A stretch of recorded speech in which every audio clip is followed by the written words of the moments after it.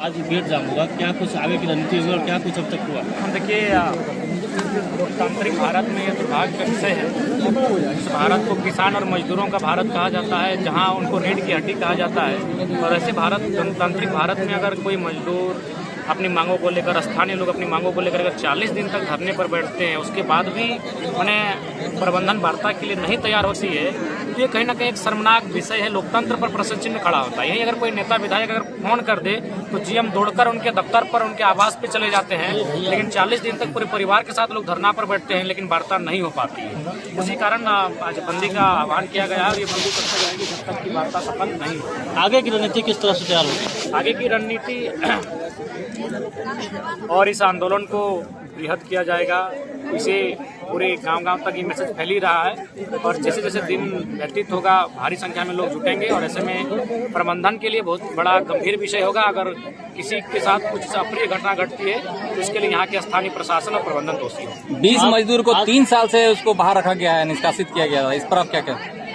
देखिए, इस पर सवाल आप प्रबंधन से पूछिए, ये मेरा सवाल नहीं है। मैं यहाँ आंदोलन करने के लिए आया हूँ। मैं मजदूरों के साथ साथ जो स्थानीय लोग हैं उनके समर्थन में आया हूँ और उनकी मांगे वाजिब है, उनको उनका अधिकार मिले। बाकी क्यों निकाला गया ये तो प्रबंधन के पास जवाब होगा।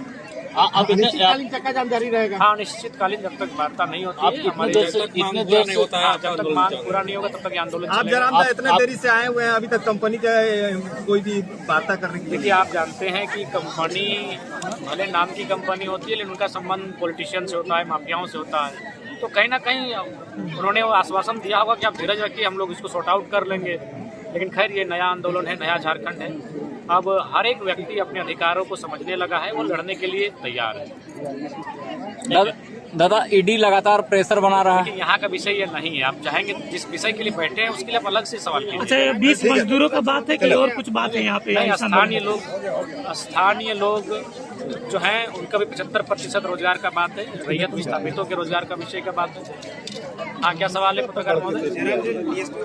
नहीं, हमने चुनौती कहाँ दिया। मैंने ये कहा आपके पद का सम्मान है, आपकी गरिमा का सम्मान है। मैंने उनसे निवेदन किया कि यदि आपको लाठी चलानी हो तो लाठी मत चलाइए, गोली चलाइए।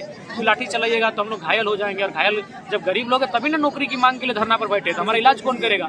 मर जाएंगे तो कफन कोई भी चंदे में दे देगा, इसलिए हमें मार दीजिए। अगर आपको ड्यूटी अगर बात भी करती है, अगर आपको ड्यूटी में अगर सही गलत मजदूरों की चीख पीड़ा नहीं दिखती है और अगर आपको ड्यूटी में प्रेशर में है, तो हमने यही उनसे आह्वान किया कि आप हम पे गोलियां ही चला दीजिए, लेकिन लाठी मत चलाइएगा। चैलेंज नहीं कहा, उनसे निवेदन किया मैंने कि गोलियां चलाइए, लाठियां। दादा, प्रबंधक से कुछ बात हुई फोन में? देखिए, बात नहीं हुई, लेकिन आसार है कि बात जल्द होगी। वार्ता नहीं हो तो अगला निर्णय क्या होगा? अगला निर्णय ये आंदोलन का स्तर बढ़ेगा। इसके बाद बंदी के बाद हम लोग अन्य विकल्प होंगे।